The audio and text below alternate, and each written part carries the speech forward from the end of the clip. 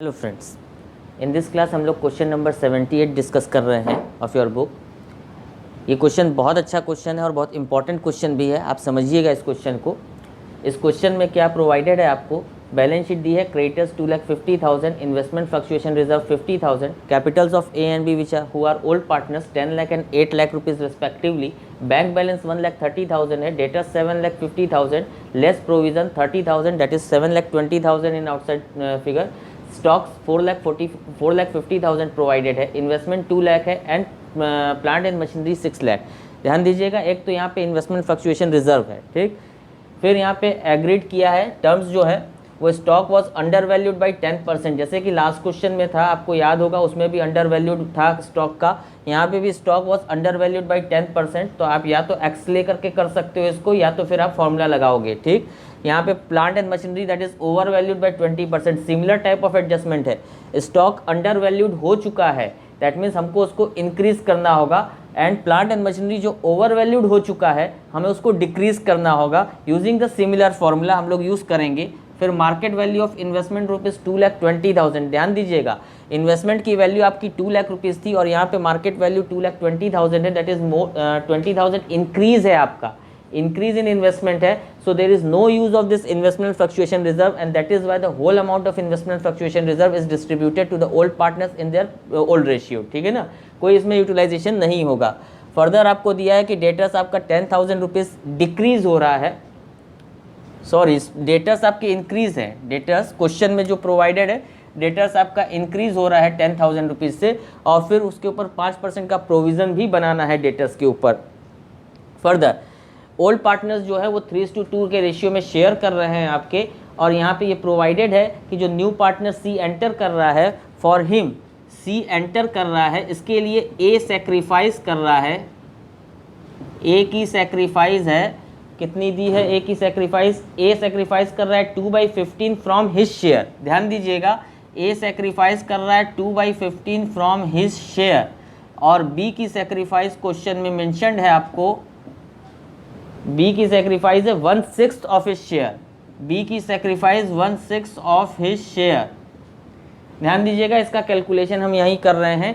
ए की sacrifice directly आपको question में निकाल के दे दी कि he is sacrificing 2/15 from his share, total अपने शेयर में से इतना वो निकाल के सी को दे रहा है, ठीक। बी कितना सेक्रीफाइस कर रहा है, बी अपने शेयर का 1/6 कितना दे रहा है, ये निकाला नहीं है, ये आपको निकालना पड़ेगा। बी का शेयर कितना है, 2/5 है, तो 2/5 इंटू 1/6 दैट इज आप निकालोगे तो दैट इज 2/15, मीन्स बी अपने शेयर में से 2/15 निकाल के दे रहा है, और ए अपने शेयर में से 1/15, बी अपने शेयर का 1/15 निकाल के दे रहा है और ए अपने शेयर का 2/15 दे रहा है, एंड देयरफॉर जो सैक्रिफाइसिंग रेशियो आपका निकल के आएगा ए और बी का, दैट इज 2:1, 2/15 1/15, सो रेशियो 2:1 हो गया। इसको आप याद रखिएगा, ये हम अभी रब कर दे रहे हैं, जब ज़रूरत पड़ेगी सैक्रिफाइसिंग की तो हम लोग को 2:1 का रेशियो याद रखना पड़ेगा, ठीक। फिर इसके बाद हम लोग को बनाना इसमें क्या है, वही रिवैल्यूएशन अकाउंट बनाना है, पार्टनर्स कैपिटल अकाउंट बनाना है और बैलेंस शीट बनाना है। हम लोग रिवैल्यूएशन अकाउंट पहले फॉर्म कर रहे हैं।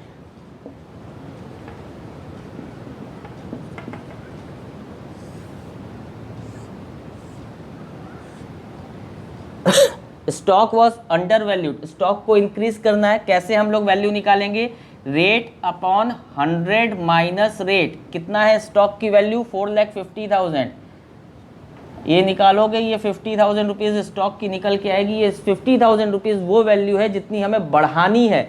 इस फॉर्मूले से वो डायरेक्ट वैल्यू निकल के आती थी, एक्स से निकालोगे तो पहले ओरिजिनल वैल्यू आएगी, फिर आपको डिफरेंस निकालना पड़ेगा। यहाँ ये फॉर्मूले से रेट अपॉन 100 माइनस रेट से डायरेक्टली वैल्यू आ गई 50,000 रुपीज़।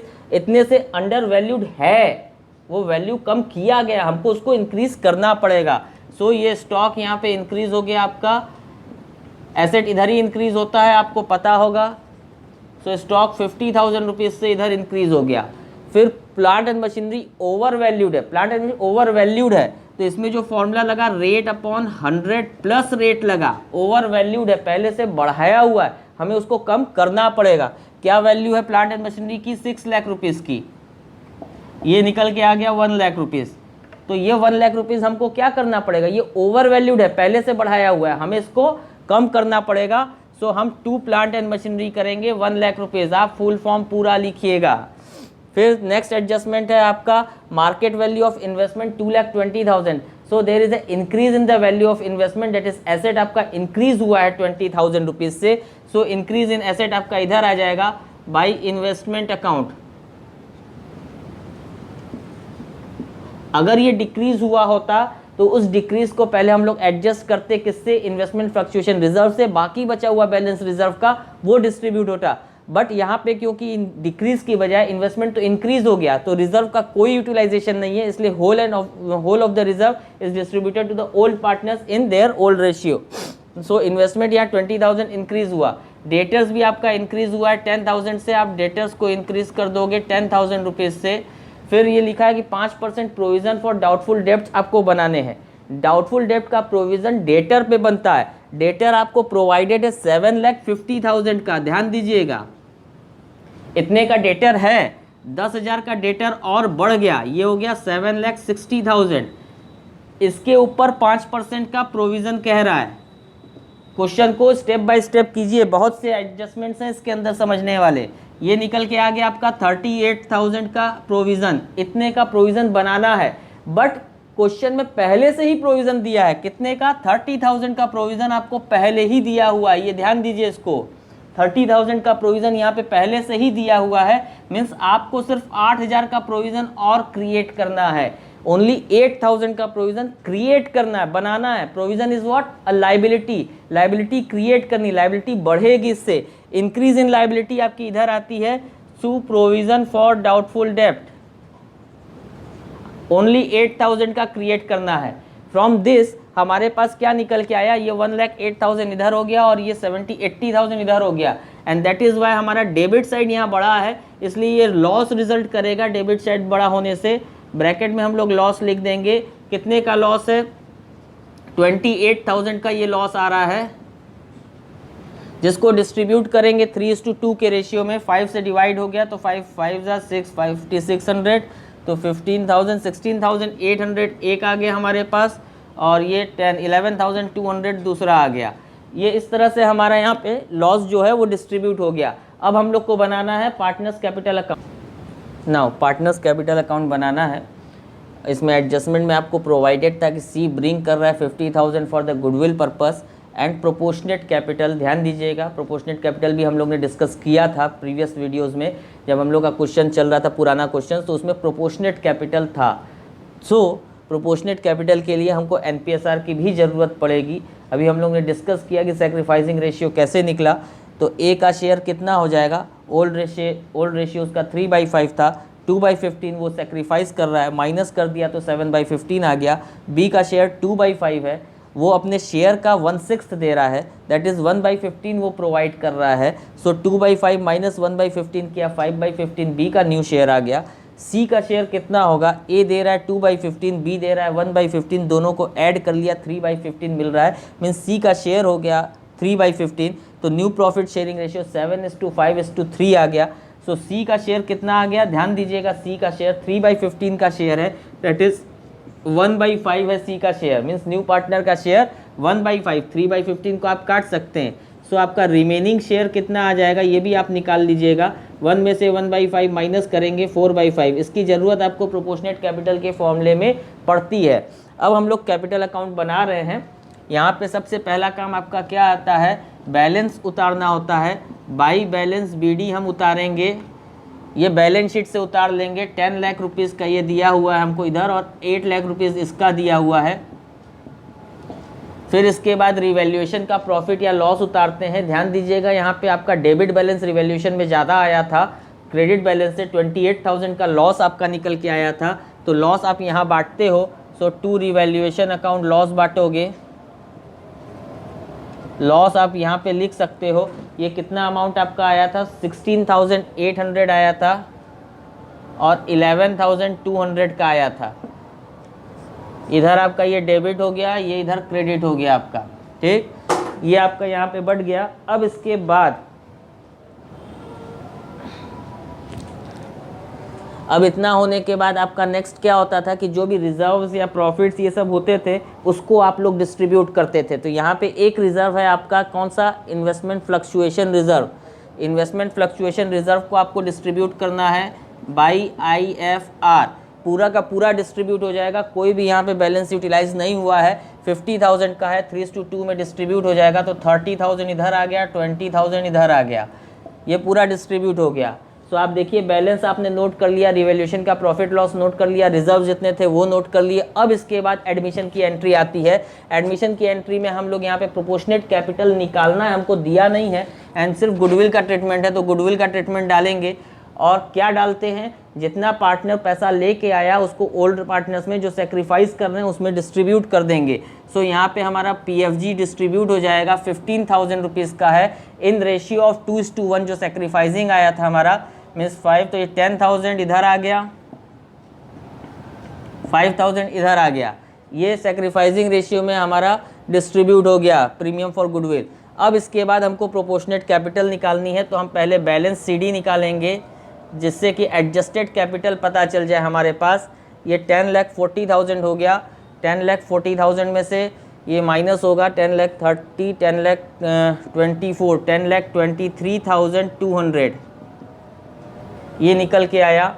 और ये 8,25,000 है, 8,25,000 में से हम लोग माइनस करेंगे 11,200 रुपीज़, ये माइनस करेंगे। अच्छा सॉरी, एक मिनट, यहाँ पे ये 1,50,000 है, देखिए गलत हो गया है, इसको सही कर लीजिए। ये 1,50,000 की गुडविल है, 1,50,000 की गुडविल को जब डिस्ट्रीब्यूट करेंगे तो ये आ जाएगा 1,00,000 रुपया इधर और 50,000 इधर आ जाएगा आपका। इसको सही कर लीजिए, ये गलत अमाउंट नोट हो गया था, याद आ गया अभी। तो अब इससे ये हमारा बैलेंस जो है ये आ गया आपका, कितना आ जाएगा, 11,13,200, सही कर लीजिएगा इसको। फिर ये आ जाएगा 8,70,000, 8,70,000 में से हम लोग 11,200 माइनस कर देंगे, तो ये आ गया 60, 59, 58, 800, 8,58,800, 8,58,800 ये निकल के आ गया।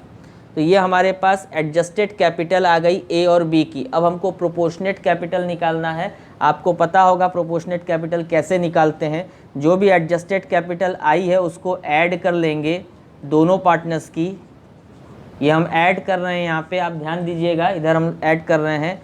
ये आ गया 4 और 8 12 हो गया, 2 और 5 7 हो गया, और ये 189 19,72,000 ये निकल के आई एडजस्टेड कैपिटल का टोटल।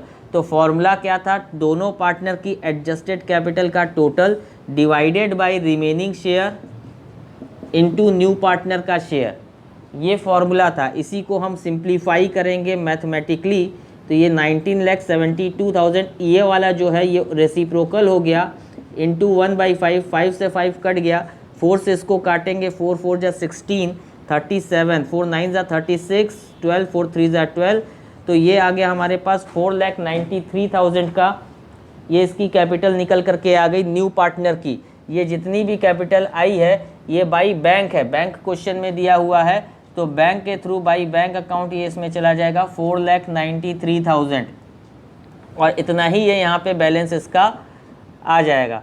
तो ये ध्यान दीजिए, इस क्वेश्चन में बहुत सी चीज़ थी। एक तो NPSR का बहुत अच्छा ट्रीटमेंट इस क्वेश्चन में दिया हुआ था, रिवैल्यूएशन के एडजस्टमेंट भी इस क्वेश्चन में बहुत अच्छे से दिए हुए थे। अब हम लोग इसमें बैलेंस शीट बनाएंगे, ध्यान दीजिएगा, बैलेंस शीट में उसी के एडजस्टमेंट्स जाएंगे, इसलिए वो भी बहुत अच्छा है कि आप ध्यान दीजिए इस चीज़ को।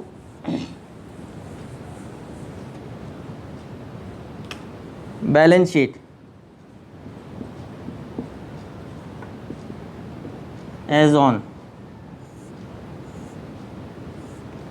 क्या क्या चीज़ें जाएंगी, बैंक का बैलेंस कैसे जाएगा, बैंक का बैलेंस आपको पता होगा, अब आदत हो गई होगी, यूजुअल हो गया होगा। 1,30,000 ये आपको यहाँ पे दिया हुआ है, 1,30,000 और 1,50,000 की गुडविल, तो ये हो गया 2,80,000, 2,80,000 और ये 4,93,000, 4,93,000 की कैपिटल और 2,80,000 ये टोटल, तो ये आ गया 3, 9, 8, 17, 5 और 2 7, 7,73,000 का यहाँ पे कैश आ गया बैंक में। फिर डेटर्स आप ध्यान दीजिएगा, डेटर्स आपके बढ़े थे, डेटर्स आपके 10,000 बढ़ गए थे तो ये आ गया 7,60,000 और इसके ऊपर प्रोविज़न भी आपका इंक्रीज़ हो गया था, न्यू प्रोविज़न। ये यहाँ 30,000 था, 8,000 बढ़ा के हम लोग ने प्रोविज़न बनाया है, 38,000 का प्रोविज़न आया था तो ये हो गया 7,22,000 का ये आ गया आपके पास। स्टॉक की वैल्यू पे ध्यान दीजिएगा, स्टॉक हमने 50,000 रुपये से इंक्रीज़ किया है, ये 4,50,000 था, रिवैल्यूएशन में 50,000 हमने बढ़ाया है जिसके कारण इसकी वैल्यू 5 लाख हो गई। फिर इन्वेस्टमेंट की वैल्यू में भी एडजस्टमेंट आपको क्वेश्चन में दिया था कि वो 2,20,000 हो गई है तो उसको 2,20,000 लिखेंगे। प्लांट एंड मशीनरी पे ध्यान दीजिएगा, प्लांट एंड मशीनरी में 1 लाख की वैल्यू रिड्यूस हुई थी, एडजस्टमेंट में हम लोग ने किया था, रिवैल्यूएशन में 1 लाख रुपीज़ रिड्यूस किया था, सो ये भी अब 5 लाख हो गया। फिर इसके बाद इधर क्रेडिटर्स में कोई एडजस्टमेंट नहीं है, 2,50,000 एज इट इज़ आ गया। IFR आपका पूरा कंप्लीट खत्म हो चुका है, कोई IFR अब बचा नहीं है आपके पास, फर्दर कोई और एडजस्टमेंट है नहीं, सिर्फ कैपिटल्स आप डालोगे। कैपिटल्स में A की, B की, C की कैपिटल यहाँ से डाल देंगे कैपिटल अकाउंट से।